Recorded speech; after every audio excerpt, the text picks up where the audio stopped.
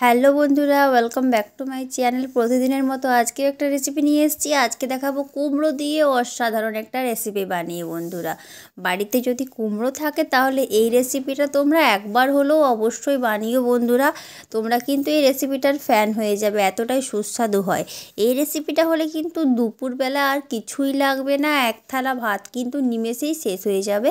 একদম অন্যরকম একটা রেসিপি বন্ধুরা, তোমাদের কিন্তু এর স্বাদ মুখে লেগে থাকবে, এটা বলে দিলাম, এতটাই সুস্বাদু হয়।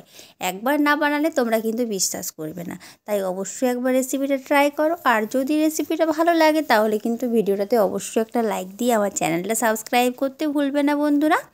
আর তোমাদের বন্ধুদের সাথে কিন্তু বেশি বেশি করে আমার ভিডিওগুলো শেয়ার করে দেবে। তো একদম কম সময়ে 5 মিনিটের রেসিপি, একবার দেখলে যে কেউ বানাবে, এতটাই সহজ পদ্ধতিতে আজকে বানিয়ে দেখাও। তো চলো রেসিপিটা শুরু করি। তো দেখো বন্ধুরা, কুমড়ো দিয়ে রেসিপি বানানোর জন্য প্রথমে নিয়েছি আমি কুমড়োটা কিন্তু বেশি পাকা নিলে হবে না বন্ধুরা, এই রকম কিন্তু কাঁচা কাঁচা কুমড়োটা একটু নিতে হবে, তাহলে কিন্তু খুব ভালো হয়। এই দেখো, প্রথমেই আমি কুমড়োটা ভালো করে গ্রেট করে নিয়েছি।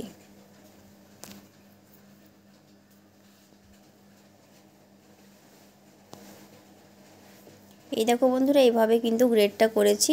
আর সাথে নিয়েছি কাঁচা লঙ্কা। কাঁচা লঙ্কাটা দিলে কিন্তু স্বাদটা ভালো আসবে, যেহেতু কাঁচা লঙ্কার একটা স্বাদ থাকে তার জন্য।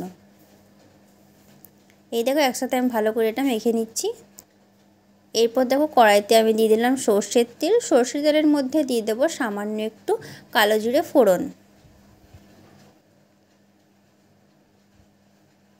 এরপর দেখো, এটা দিয়ে দিলাম আমি যে কুমড়োটা গ্রেট করে রেখেছিলাম ভালো করে ধুয়ে, সেটা কিন্তু কড়াইতে আমি দিয়ে দিলাম সর্ষের তেলের মধ্যে। এরপরে এটাকে আমি কিছুক্ষণ নাড়াচাড়া করে নেব। লো ফ্লেমে করতে হবে বন্ধুরা, ভালো হয়। আর যদি ফ্লেমটা তোমরা বাড়িয়ে রাখো তাহলে ঘন ঘন নাড়াচাড়া করতে হবে, নয়তো কিন্তু লেগে যাবে। এই দেখো, এভাবে কিছুক্ষণ আমি ভেজে নেব হালকা একটু। এই দেখো, আমি যেহেতু ফ্লেমটা বাড়িয়ে রেখেছিলাম তার জন্য কিন্তু আমি ঘন ঘন নাড়াচাড়া করছি। এই দেখো, এরপর আমি এর মধ্যে দিয়ে দিলাম সামান্য একটু হলুদের গুঁড়ো, দিয়ে দিলাম সামান্য একটু লবণ।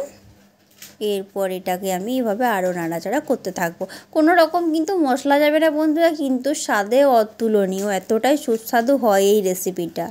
তোমরা অবশ্যই অবশ্যই একবার বানাবে। আর দেখো, এই দেখো বন্ধুরা, একদম রেডি হয়ে গেছে এটা। চলো এরপর এটাকে আমরা নামিয়ে নেব।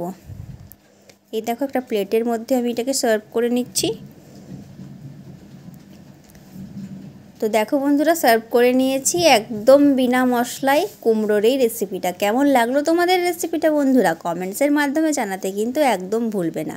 আর হ্যাঁ বন্ধুরা, আমি কথা দিলাম তোমাদের যদি এই রেসিপিটা হয়, দুপুরে কিন্তু আর কিছুই লাগবে না, এটা দিয়েই কিন্তু দুপুরের এক থালা ভাত নিমেষেই শেষ হয়ে যাবে।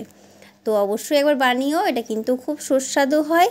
আর এটা শরীরের পক্ষেও খুব ভালো, বাচ্চারাও কিন্তু খেতে পারে, সবাই কিন্তু খুব মজা করে খাবে। তাই বন্ধুরা, একবার অবশ্যই বানাও, আর কেমন হয়েছে সেটা কিন্তু আমাকে জানাতে ভুলবে না।